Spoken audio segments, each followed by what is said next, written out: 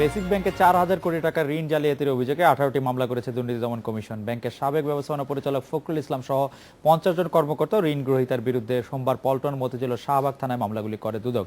এই ঘটনায় ব্যাংকের সাবেক চেয়ারম্যান শেখ আব্দুল হাই বাচ্চুর নাম আলোচিত হলেও তাকে কোনো মামলায় আসামি করা হয়নি। এর আগে গত 8 সেপ্টেম্বর 54টি মামলার অনুমোদন দেয় কমিশন। পরে আরও 2টি মামলার অনুমোদন দেওয়া হয় বলে দুদক সূত্রে জানা গেছে।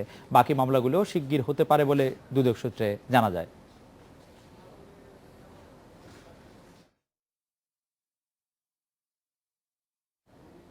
জিএসপি ফিরে পেতে যুক্তরাষ্ট্রের 16টি শর্তের অগ্রগতিতে সন্তোষ জানিয়েছে সফররত যুক্তরাষ্ট্রের প্রতিনিধি দল। প্রতিনিধি দলের সাথে বৈঠকের পর বিজিএমইএ ও শ্রমিক নেতারা এই তথ্য জানিয়েছেন। শর্তগুলি পর্যালোচনা শেষে জিএসপি ফিরে পাওয়ার সিদ্ধান্ত জানা যাবে বলে মনে করছেন তারা।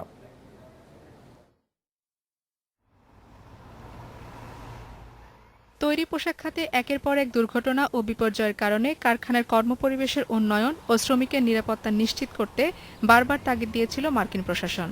তাজরিন ও রানা প্লাজা ধসের ঘটনার পর জিএসপি সুবিধা স্থগিত করে দেয় যুক্তরাষ্ট্র। কারখানা ও শ্রমিকের নিরাপত্তা নিয়ে যুক্তরাষ্ট্র 16টি শর্ত আরোপ করে। 2013 সালের জুনে জিএসপি স্থগিতের পর থেকেই সেই 16টি শর্ত পূরণের চেষ্টা চলছে, কিন্তু যুক্তরাষ্ট্রের প্রশাসনের কাছ থেকে ইতিবাচক সাড়া মেলেনি। গত 19 সেপ্টেম্বর যুক্তরাষ্ট্রের 8 সদস্যের প্রতিনিধি দল ঢাকায় আসে 16 শর্তের অগ্রগতি দেখতে। তারা সরকারের উচ্চ পর্যায়ের কয়েকজন কর্মকর্তা, বিজিএমইএ ও শ্রমিক নেতাদের সাথে বৈঠক করে বেশ কিছু ক্ষেত্রে সন্তুষ্টি জানিয়েছে। সে আমাকে যে কথাটা বললো আমি অবাক এবং মুগ্ধ হয়েছি।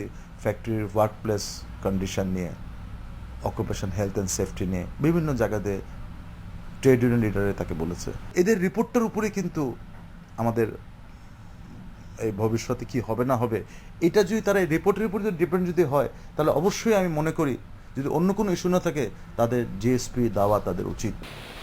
জিএসপি ফিরে দেওয়ার পেছনে কোনো রাজনৈতিক উদ্দেশ্য নেই বলে জানিয়েছে যুক্তরাষ্ট্রের প্রতিনিধি দল।